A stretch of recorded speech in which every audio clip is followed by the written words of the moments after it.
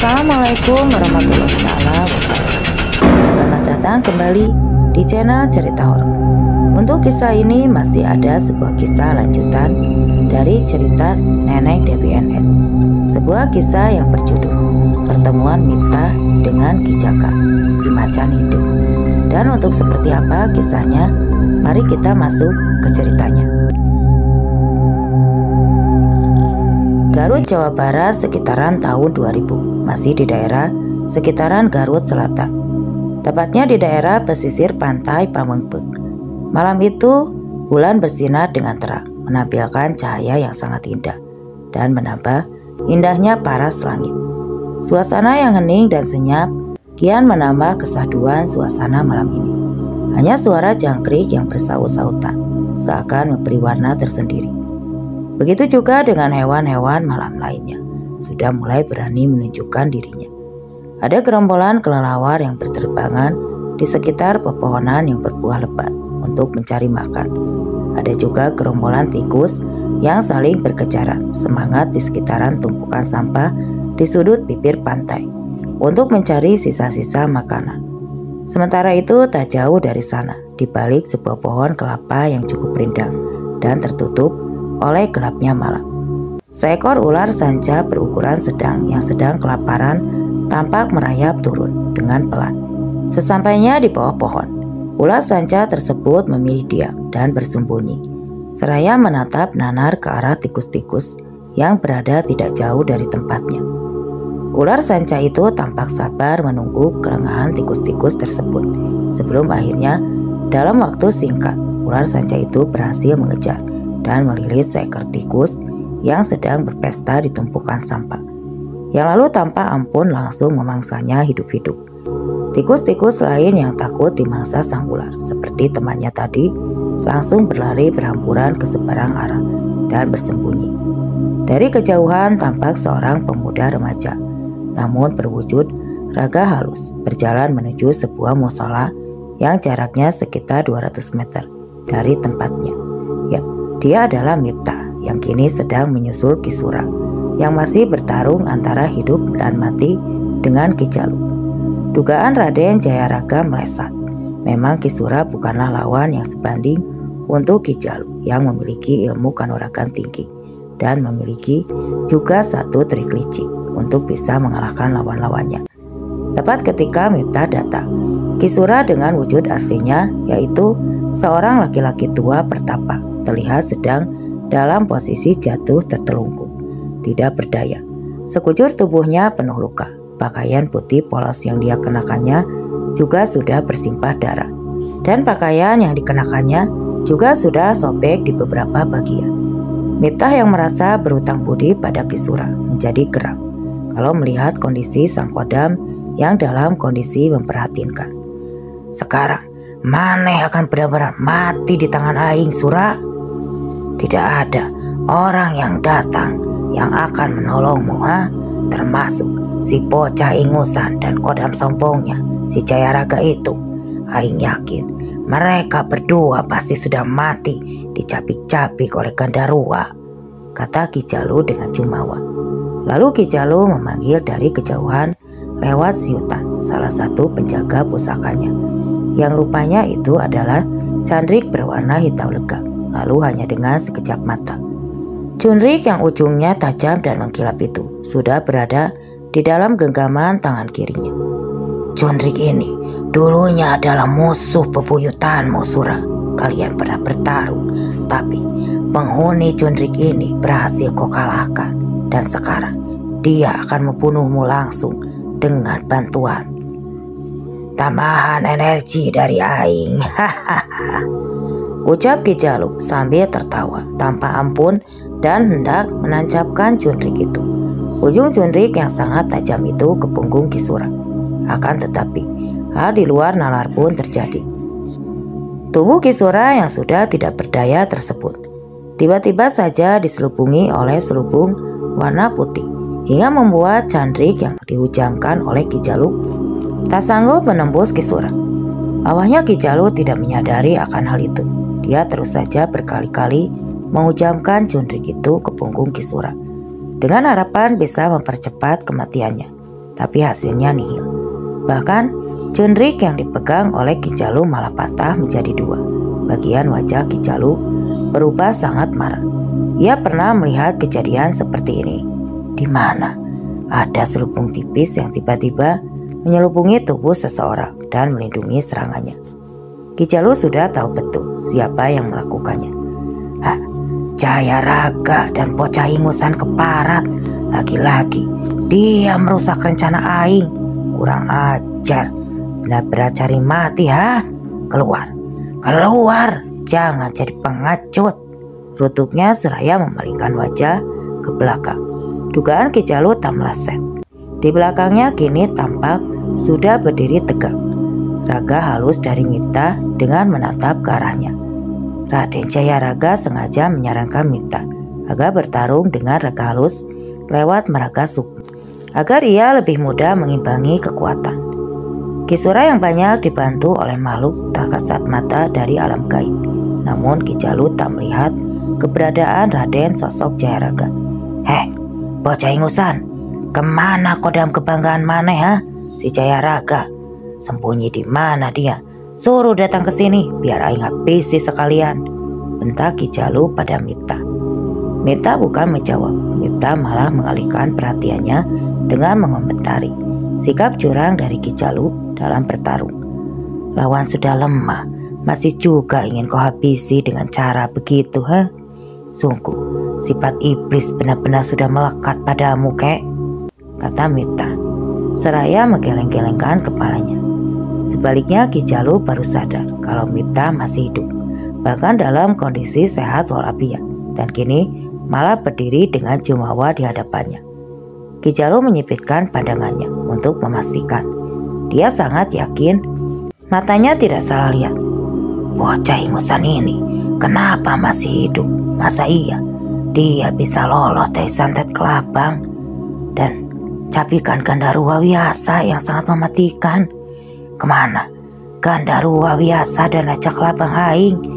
Juga sudah tidak terlihat keberadaannya, pikir Ki Jalu dalam hatinya. Seperti biasa, Mipta membaca isi hati dari Ki Jalu. Mipta menegur Ki Jalu. Kenapa, kek? Heran ya, lihat saya masih hidup.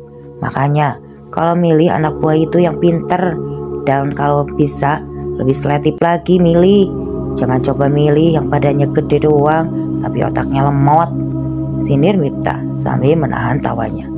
Dan sepertinya memang sudah tahu kalau sebenarnya sasaran santet kelabang itu adalah dirinya, bukanlah Egi. Jadi secara tidak langsung Egi sudah membantu menyelamatkan nyawa Mipta, hingga membuat Mipta jadi terus merasa bersalah atas kematian sahabat baiknya itu. Ki Jalu terdiam, giginya gemeretak menahan amarah yang tertahan. Sial, kenapa aing harus gagal lagi habisin bocah ingusan ini? Apa ini artinya harus aing sendiri yang langsung mencabut nyawa dan mengambil sukmanya? Batin Ki Jalu dalam hatinya. Kek, satu lagi, gara-gara kebodohan anak buah kakek, malah sahabat saya yang tidak bersalah jadi korban. Makanya dia pantas membayar dengan nyawanya sendiri. Mipta berbicara seraya memberikan penekanan pada ujung kalimatnya. Menandakan ia marah besar pada Ki Jalu yang sudah menyuruh anak buahnya mengirimkan santet kelabang. Ki Jalu yang pada awalnya tidak mempercayai ucapan Mipta bergumam dalam hatinya. Rasanya tidak mungkin kedua jin parawangan aing gagal menghabisi bocah bau kencur ini. Mereka berdua punya kesaktian cukup tinggi. Jangan-jangan bocah sialan ini berdusta untuk memperdaya aing.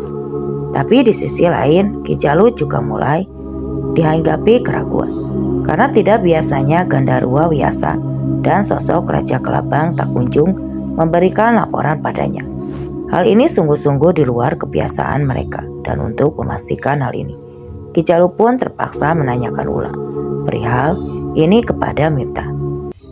Bocah bau kencur, apa benar si Raja Kelabang sudah mati seperti yang maneh bilang barusan? Aing tidak percaya, awas. Jangan coba-coba bohong maneh, kata Ki Jalu, seperti tidak percaya dengan apa yang barusan didengarnya dari Miftah. Iya, kaget gak tuli kan? Telinganya masih berfungsi dengan baik ya? Jadi saya gak perlu lagi dong ngulangin ucapan saya barusan, ejek Miftah. Ya, Miftah tahu betul karakter dari Ki Jalu yang dominan bersifat api. Makanya ia mudah marah, mudah tersinggung, keras kepala dan sombong. Makanya ia sengaja menyulut emosi Ki Jalu agar lebih mudah untuk mengalahkannya. Ketika Ki Jalu kembali mengajaknya bertarung seperti tempo hari, saat Ki Jalu masih terpaku dengan 100 hal yang muncul memenuhi kepalanya, Miftah dengan secepat kilat berlari ke arah Ki Sura yang tubuhnya masih diselubungi pelindung dari Raden Jayaraga. Lalu Miftah membopong tubuh Ki Sura dan hendak membawanya pergi. Tapi di sini Miftah salah perkiraan. Dia tidak tahu kalau Ki Jalu memiliki ilmu yang bisa memperpanjang dan memperbesar anggota tubuhnya lebih daripada ukuran biasanya. Ilmu langka yang ia peroleh ketika bersemedi di Gunung Cisalang. Tiba-tiba saja tangan kanan Ki Jalu berubah menjadi memanjang, lalu hendak merebut tubuh Ki Sura yang kala itu sedang dibopong Miftah. Akan tetapi anehnya, Ki Jalu langsung buru-buru menarik tangan kanannya itu. Ya, ia merasa kepanasan karena selubung yang dibuat oleh Raden Jayaraga tersebut dibuat dengan mantra-mantra khusus, hasil gabungan jikir dan surah Yasin. Makanya bagi para penyembah iblis seperti Ki Jalu pasti akan merasa kepanasan, seperti seolah terbakar api ketika menyentuh celebung tersebut. Akan tetapi Ki Jalu di sini tidak gampang menyerah. Dengan gesit ia berbalik menyerang Miftah dengan menendang kedua kaki Miftah hingga terjatuh terjelembab. Anehnya Raden Jayaraga yang diam-diam berdiri tidak jauh dari sana, mengamati gerak-gerik Miftah dan Ki Jalu. Sama sekali tidak turun tangan untuk membantu Miftah seperti biasanya. Dia membiarkan Miftah berjuang sendiri. Miftah harus aku biarkan untuk berjuang sendiri. Miftah harus belajar bertarung sendirian agar kemampuannya jauh lebih pesat. Apalagi dia masih muda, masa depannya masih panjang, batin Raden Jayaraga dalam hatinya. Miftah meringis kesakitan ketika jatuh terjelebab. Miftah meringis saat ia terjelebab. Ki Sura yang ada di dalam pangkuannya spontan terlempar dari atas bahu Miftah. Lalu Miftah sekuat tenaga berusaha meraih tubuh beliau dengan melesat terbang, meskipun harus menahan rasa sakit di kedua kakinya. Dia takut Ki Sura kondisinya semakin terluka, malah akan bertambah parah bila sampai terbanting ke tanah. Ki Jalu mendengus kesal kala melihat Miftah masih bertahan. Kali ini ia memanggil tombak sakti, salah satu senjata andalannya, dan kembali. Tiba-tiba di tangan kirinya sudah tergenggam sebuah tongkat kayu berwarna kecoklatan. Tapi itu bukanlah tongkat kayu biasa, melainkan tongkat kayu yang terbuat dari kayu kapoa, yang konon jenis kayu ini hanya tumbuh di hutan Sancang Garut Selatan. Konon pohon kayu kapoa ini sudah ada sejak zaman Prabu Siliwangi bersemedi di hutan Sancang. Hati-hati dan Miftah, yang dipegang oleh Ki Jalu itu adalah tongkat yang terbuat dari kayu kapoa. Jadi jangan sampai terkena pukulan tongkat kayu itu, bisa fatal akibatnya, bisik Raden Jayaraga lewat telepatinya. Seperti biasa, Miftah hanya mengangguk tanda mengerti akan maksud dari Raden Jayaraga. Miftah lalu meletakkan tubuh Ki Sura perlahan di atas tanah agar ia bisa lebih fokus menghadapi pertarungan dengan Ki Jalu. Lalu ia meraih sabuk yang ada di pinggangnya, sabuk yang sudah menewaskan Raja Kelabang dan juga membuat Gandarwa Wiyasa terluka parah. Kini ia genggam sabuk itu erat di tangan kanannya. Ki Jalu terlihat kaget kala melihat senjata yang dipegang oleh Miftah. Hah, sabuk itu? Kenapa sabuk itu bisa dimiliki oleh bocah ingusan itu? Apa mungkin dia masih keturunan orang sakti? Gumam Ki Jalu heran. Namun Ki Jalu yang sudah tidak peduli lagi dengan latar belakang Miftah segera mengetuk-ketuk tongkat itu ke tanah. Dan mendadak tanah yang dipijak mereka berdua bergetar. Lalu terdengar suara gemuruh dari bawah tanah. Awalnya suara gemuruhnya pelan, namun lama-kelamaan semakin terdengar keras, persis suara gemuruh tanah longsor. Miftah di sini mulai bersiaga. Tidak lupa, ia terus melantunkan zikir seraya memegangi erat sabuk yang dipegangnya. Sampai akhirnya tiba-tiba saja tanah tempat Miftah berdiri berubah menjadi retak, lalu membentuk sebuah lubang yang menganga cukup dalam. Karena Miftah yang tidak siap, sebelah kakinya sempat terjelebab masuk ke dalam lubang. Ki Jalu yang melihat hal itu kembali mengetuk-ngetuk tongkat itu. Hal aneh pun kembali terjadi. Semua retakan tanah tersebut hilang dan lubang dalam tadi yang tercipta mendadak menutup. Hanya dalam sekejap mata, Miftah meringis kesakitan karena sebelah kakinya kini terjebak di dalam lubang menganga yang kini tertutup, membuatnya tidak bisa berdiri dan tidak leluasa juga buat bergerak. Saat ia memaksakan berdiri untuk menarik kakinya, justru membuat kaki kanannya sangat sulit ditarik, seperti dilem dari arah bawah. Dari kejauhan, Raden Jayaraga sebenarnya tak tega membiarkan majikannya dalam kondisi tidak menguntungkan seperti itu. Namun ia terpaksa harus tega demi kebaikan Miftah.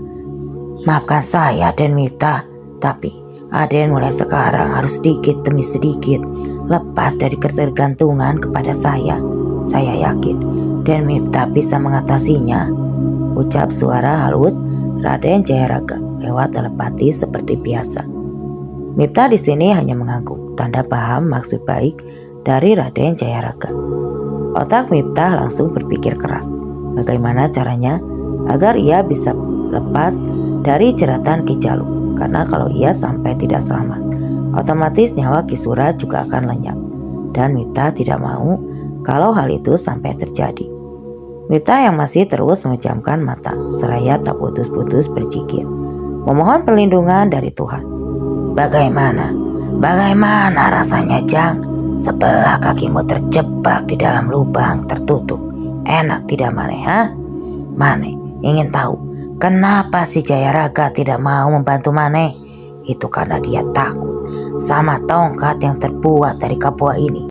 Karena kalau sampai tongkat dari kayu kapua ini menyentuh si Jayaraga, bisa luntur semua kekuatannya, kata Ki Jalu sambil tertawa mengejek. Lalu ia memutar-mutar tongkat yang ada di tangannya itu. Miftah yakin saat ini Ki Jalu hanya ingin membuat dia dan Raden Jayaraga terpecah. Dia memilih tidak mengambil pusing dengan semua ucapan negatif dari Ki Jalu. Miftah terus fokus memejamkan mata, seraya tidak putus-putusnya berzikir, meminta pertolongan dari Sang Maha Kuasa. Masih sambil tertawa terkekeh-kekeh, Ki Jalu melangkah mendekat ke arah tubuh Miftah.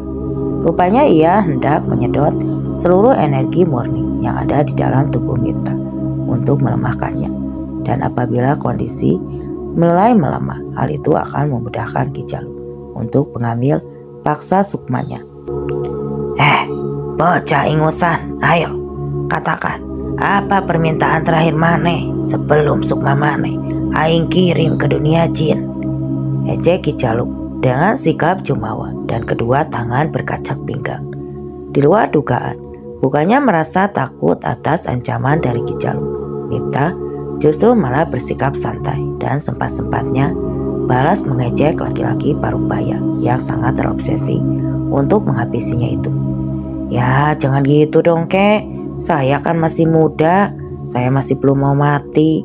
Harusnya kan yang duluan dikubur itu kakek kan udah bau tanah, kata Miftah enteng, tanpa ada rasa takut sedikit pun. Raut wajah Ki Jalu yang tadi semeringah kini berubah merah semerah saga.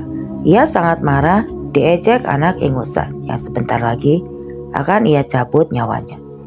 Dasar bocah ingusan, berani Mane bicara kurang ajar sama aing, ucap Ki Jalu penuh emosi. Ki Jalu langsung hendak mengetok kepala Miftah dengan tongkat yang dipegangnya. Namun Miftah yang sepertinya sudah bisa membaca arah gerakan dari Ki Jalu, Leplek mencoba menahan dengan tangan kanannya.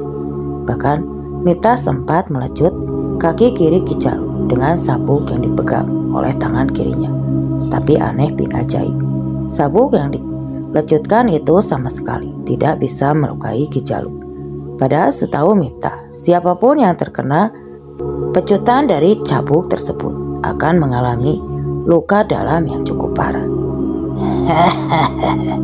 Sabuk bututmu ini tidak akan pernah bisa melukai aing, Jang. Selama tongkat ini aing pegang. Ayo, cambuk yang keras sampai tenaga maneh habis. Gelak tawa Ki Jalu terdengar membahana memecah kesunyian malam itu. Lalu Ki Jalu melanjutkan niatnya, hendak mengetok kepala Miftah. Karena dia yang juga sudah mulai lelah, energinya sudah banyak terkuras sehabis pertarungannya dengan Ki Sura tadi. Kini ia ingin mempercepat segalanya, cepat selesai agar ia bisa beristirahat. Diam-diam rupanya Ki Jalu juga sudah memiliki niatan jahat. Ia hendak merebut sabuk keramat yang dipegang Miftah dan ia ingin menjadikannya sebagai tambahan koleksi benda-benda kliniknya, juga bisa nantinya dijadikan senjata untuk melawan para musuh yang mengajaknya adu ilmu kanuragan. Miftah yang memang sudah tidak takut dengan kondisi seburuk apapun yang akan terjadi padanya, sudah berada di fase ikhlas. Ia kembali memejamkan mata dan makin mengencangkan wirid dan zikirnya. Pukulan tongkat ke arah Miftah rupanya meleset karena tiba-tiba saja ada desiran angin yang cukup kencang hingga sanggup menggoyangkan arah pukulan tongkat tersebut. Kini tongkatnya malah memukul tanah yang berada di samping kanan Miftah. Sontak kembali terdengar suara gemuruh dari dalam tanah yang membuka bagian tanah yang tadinya sempat terbelah, lalu tertutup rapat. Miftah yang ikut mendengar suara gemuruh langsung membuka matanya. Dia juga ikut merasakan kalau kini kaki kanannya bisa digerakkan kembali, tidak lagi terhimpit bongkahan tanah seperti tadi. Alhamdulillah, akhirnya pertolonganmu datang juga ya Allah. Seraya mengusap wajahnya dengan kedua tangannya. Hal berbeda kini dirasakan oleh Ki Jalu. Dia geram. Ada yang tiba-tiba datang membantu Miftah. Namun dari aura energi yang ia rasakan, jelas itu bukan berasal dari Raden Jayaraga. Siapa orang yang sudah berani ikut campur urusan aing? Keluar maneh, biar aing habisi sekalian dengan bocah ingusan ini, bentak Ki Jalu. Sempat melihat Miftah mencoba mengangkat kaki kanannya dari dalam tanah yang terbuka. Refleks ia pun kembali mengetuk-ketuk tongkatnya ke tanah. Akibatnya, kini justru kedua kaki Miftah yang amplas masuk ke dalam tanah yang mana kembali tertutup rapat dengan cepat. Seiring ketukan tongkat kedua, Ki Jalu. Astagfirullahaladzim, jawab Miftah kali ini berubah pucat. Miftah di sini mulai bingung karena kedua kakinya tidak bisa lagi digerakkan. Karena kedua-duanya terjebak di dalam tanah. Dia kini bagaikan setengah manusia, setengah patung yang hanya bisa menggerakkan tubuh bagian atasnya. Hanya kedua tangannya saja yang bebas bergerak. Tapi ia pun tak bisa membuatnya maksimal membalas serangan dari Ki Jalu yang datang bertubi-tubi. Namun Miftah tetap tidak mau menyerah. Ia bertekad akan melawan semampu yang dia bisa, meskipun tanpa bantuan siapapun, termasuk dari Raden Jayaraga. Raden Jayaraga yang melihat majikannya dalam kondisi yang tidak menguntungkan itu hendak urung tangan membantu, tapi ada sebuah suara mencegahnya. Biar saya saja yang menolong anak itu, Raden. Sebuah suara halus yang asing di telinga Raden Jayaraga. Raden Jayaraga langsung menoleh ke arah datangnya suara itu. Namun belum sempat Raden Jayaraga melihat sosok asli orang itu, sebuah desiran angin kencang sudah lebih dulu memburamkan penglihatannya. Ia pun tidak bisa melihat dengan jelas. Tepat ketika Ki Jalu dengan tawa terkekeh hendak menghujamkan tongkat dari kayu kapoa ke kepala Miftah sekonyong-konyong. Dari arah belakang ada sesuatu yang menendang tubuh tua Ki Jalu dengan cukup keras. Disusul suara lengkuhan kesakitan dari Ki Jalu ketika rasa sakit di bagian punggung menderanya. Kurang ajar, siapa yang berani membokong aing dari belakang? Bagi Ki Jalu sambil meringis kesakitan. Sepertinya tendangan yang tadi diarahkan bukanlah sebuah tendangan biasa, namun sebuah tendangan yang juga dialiri dengan tenaga dalam. Akibatnya tubuh Ki Jalu jatuh tersungkur dan tongkat andalannya refleks terlepas dari genggaman tangannya. Hal itu membuat kemarahan Ki Jalu naik sampai ke ubun-ubun. Miftah yang tadinya sempat berpikir jika itu adalah hari terakhir hidupnya. Spontan membuka mata. Ia langsung takjub melihat ketika ada di hadapannya kini berdiri dengan gagah sosok harimau berwarna hitam bercorak putih dengan ukuran sebesar kerbau. Sungguh bukanlah ukuran harimau biasa.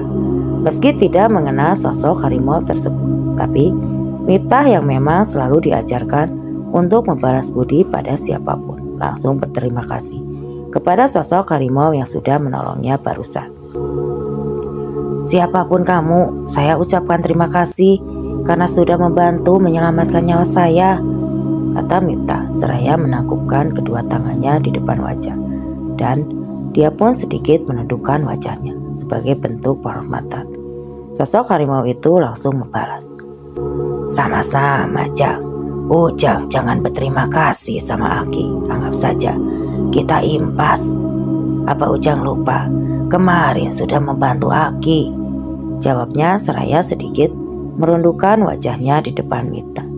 Miftah spontan kaget mendengar jawaban sosok harimau itu, karena dia memang merasa tidak pernah bertemu dengannya, apalagi pernah menolongnya seperti yang barusan dikatakan. Maaf, saya tidak paham maksudnya. Kita sepertinya baru bertemu kali ini. Mungkin kakek salah orang. Saya merasa belum pernah membantu, sahut Miftah sopan.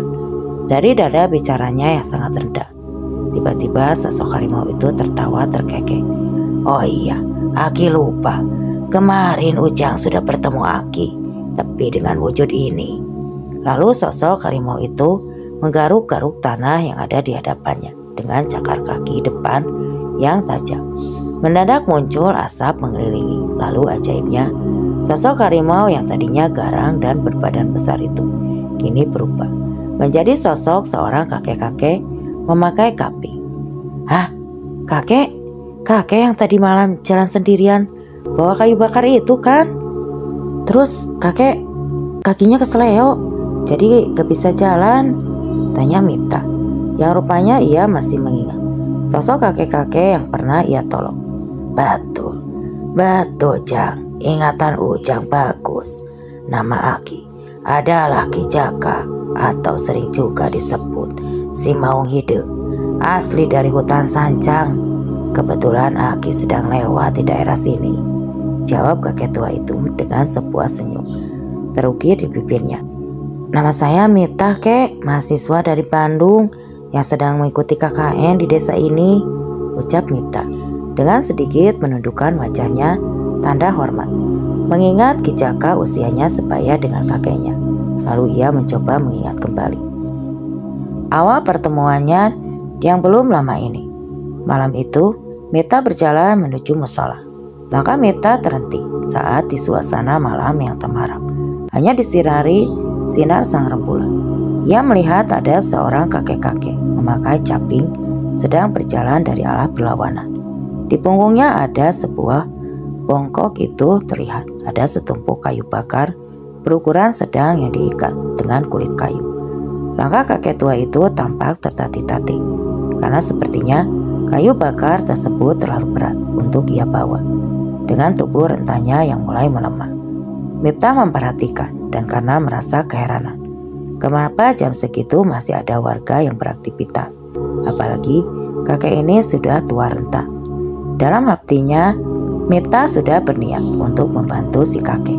Sampai akhirnya, tepat di depan Miftah, kakek tua tersebut tiba-tiba terhuyung lalu jatuh. Miftah yang merasa kasihan buru-buru berlari untuk menolongnya. Untungnya Miftah sigap mengambil ikatan kayu tersebut sebelum jatuh menimpa kepala si kakek yang saat jatuh terhuyung. Kakek gak apa-apa? Tanya Miftah seraya buru-buru mengambil tumpukan kayu bakar yang ada di punggung si kakek. Kakek itu hanya nyengir menahan rasa sakit di kakinya yang sepertinya sempat terkirir. Aki tidak apa-apa Jang, cuma ini kaki Aki sakit pisan, sepertinya terkilir sih. Kakek itu seraya memijit-pijit kaki kanannya yang terasa sakit.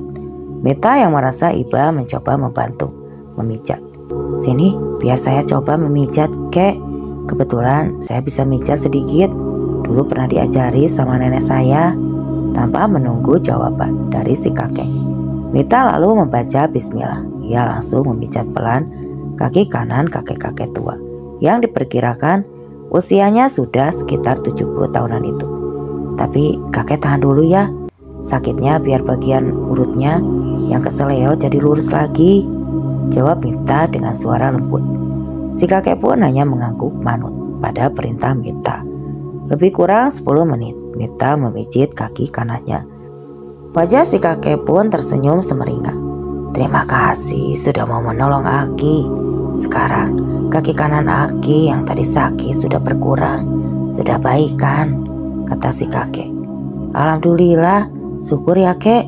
Ya sudah, sini biar saya bantu kakek bawain kayu bakar ini. Kakek cuma tinggal kasih tahu saya, biar nanti saya bawa kayu bakarnya, tawar Miftah. Tapi kakek-kakek itu menggeleng. Sudah, kaki kakek sudah tidak tersakit lagi. Terima kasih Jang. Tolak halus Miftah yang masih merasa iba. Hendak memberikan kakek tua itu uang. Ia buru-buru merogoh saku celana panjangnya yang tertutup oleh sarung. Aneh, baru saja Miftah hendak memberikan selembar uang 50.000. Tapi tiba-tiba si kakek sudah tidak ada lagi di hadapannya. Miftah yang bingung celingukan ke kiri dan ke kanan, lalu mengedarkan pandangan sekelilingnya. Kakek, panggil Miftah. Namun si kakek juga tidak menampakkan wajahnya.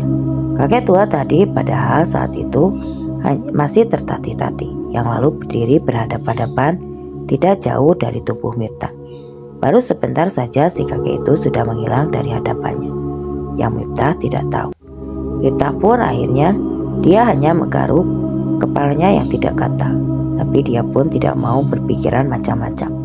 Lalu melanjutkan perjalanannya kembali menuju ke musola untuk melaksanakan ibadah sholat isya. Ki Jalu mencoba bangkit karena masih merasakan rasa nyeri yang teramat sangat di bagian punggung gara-gara tendangan maut dari Ki Jaka alias si Maung Hideng. Saat melihat Miftah yang masih mengobrol dengan Ki Jaka, Ki Jalu yang super licik hendak memanfaatkan momen kelenggangan mereka. Ia lalu mencoba meraih tongkat kayu kapoa yang tadi terlepas dari genggamannya. Akan tetapi, sebuah kaki penuh cakar mirip kaki harimau sudah terlebih dulu menginjak tangan kiri Ki Jalu. Jalu, sudah tua bukannya bertobat, malah semakin rajin menambah dosa. Ingat umur Jalu, ucap Ki Jaka yang wujudnya kini tahu-tahu sudah berubah kembali menjadi sosok harimau hitam bercorak putih. Jangan mana ceramai aing, harimau jadi-jadian. Aing tidak takut padamu. Bila perlu, aing juga bisa menghabisi Mane semudah membalikkan telapak tangan, sahut Ki Jalu dengan jumawa. Ki Jaka tidak tahu kalau Ki Jalu bukan hanya dijuluki dukun santet paling sakti di daerah Pasundan, namun dia juga memiliki banyak sekali ajian ilmu hebat yang ia miliki. Salah satu ajian ilmu pelentur tulang. Ya, ajian itu memungkinkan tubuh atau bagian tulang dari Ki Jalu bisa berubah fleksibel, lentur, dan licin, seolah seperti belut.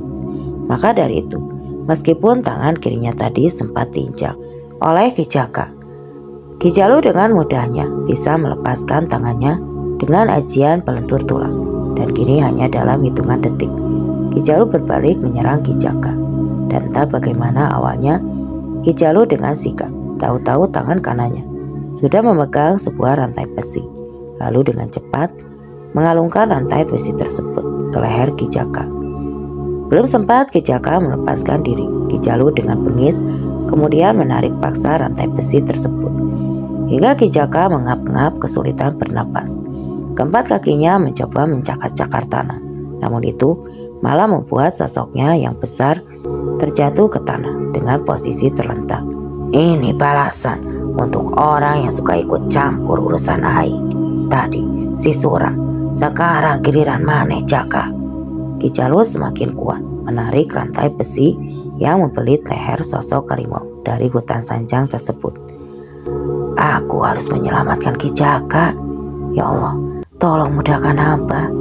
Bismillah, ucap Miftah yang tidak tega melihat kondisi sosok Ki Jaka yang hampir meregang nyawa di tangan Ki Jalu. seperti seolah mendapatkan kekuatan baru.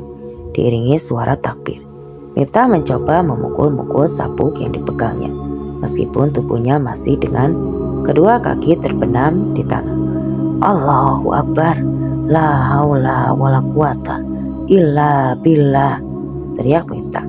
Mendadak tanah di sekitar Miftah bergemuruh dari dalam, disusul membukanya tanah yang tadi menutup dan menjepit kedua kaki Miftah. Hingga akhirnya ia pun bisa terbebas bergerak tanpa membuang waktu. Miftah pun langsung meloncat ke atas.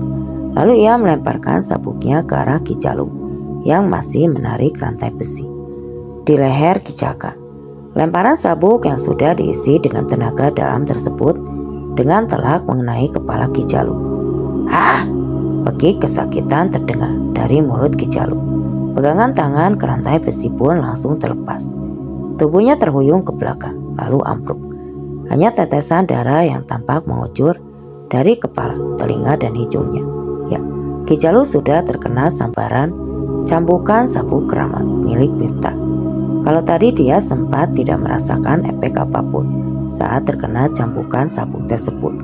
Semua itu karena ia masih memegang tongkat kayu Kapoa yang mana bisa menetralisir apapun kekuatan senjata pamungkas dari lawan.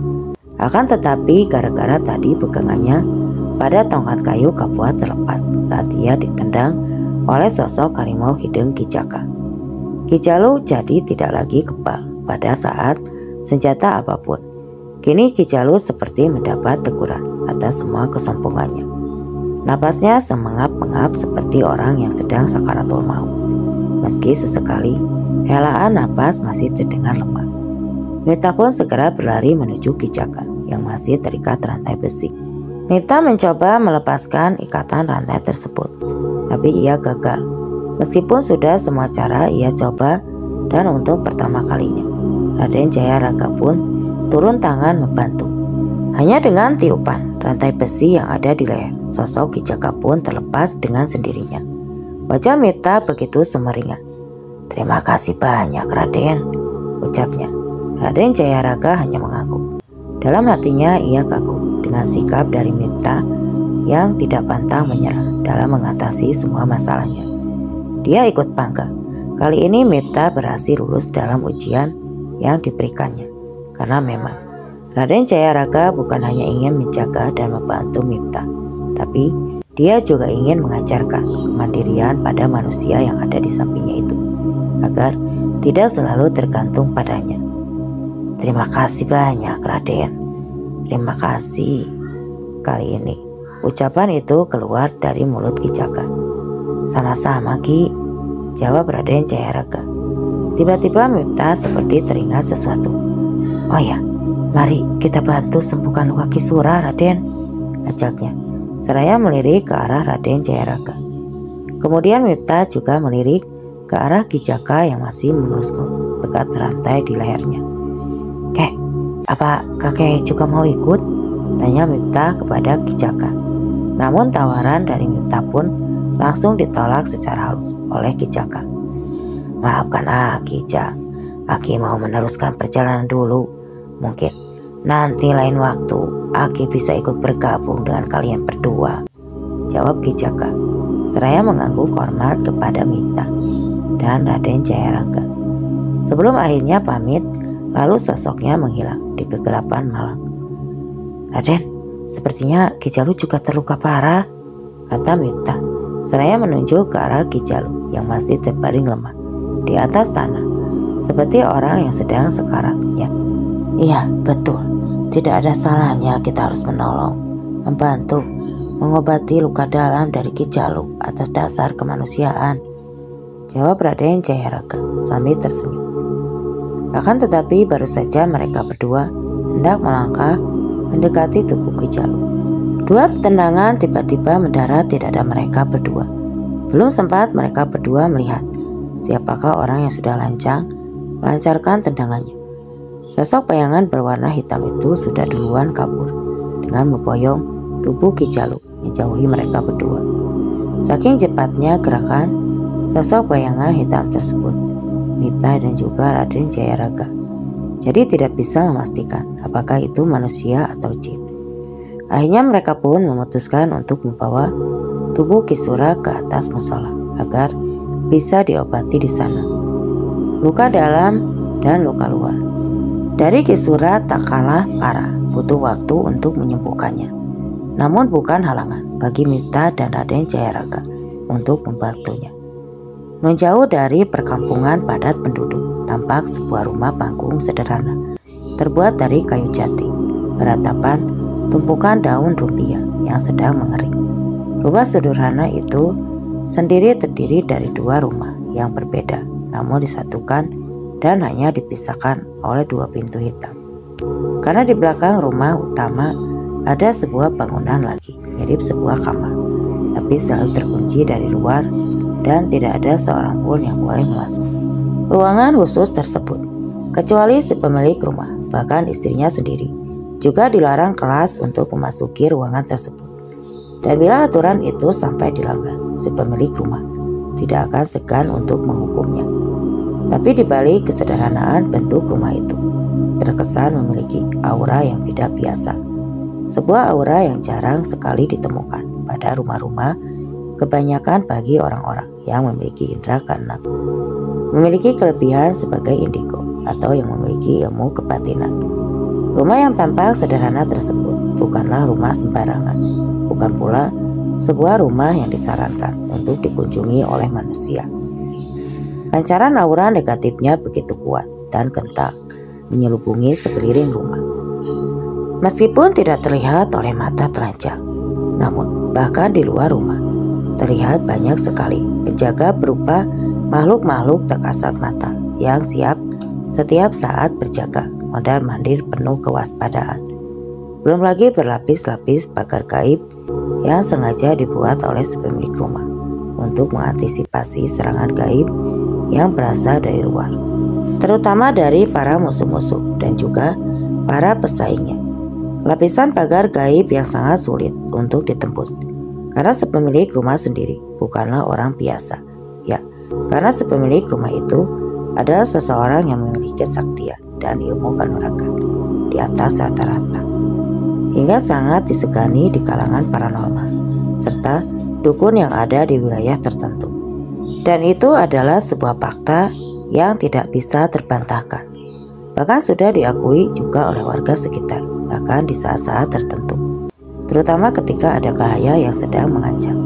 Rumah sederhana itu tidak akan bisa terlihat penampakannya, seperti sengaja disembunyikan oleh sang pemilik. Yang terlihat hanyalah hamparan hutan dipenuhi pepohonan besar dan rimbun dengan rumput ilalang berduri yang tumbuh menjulang tinggi di sekitarnya.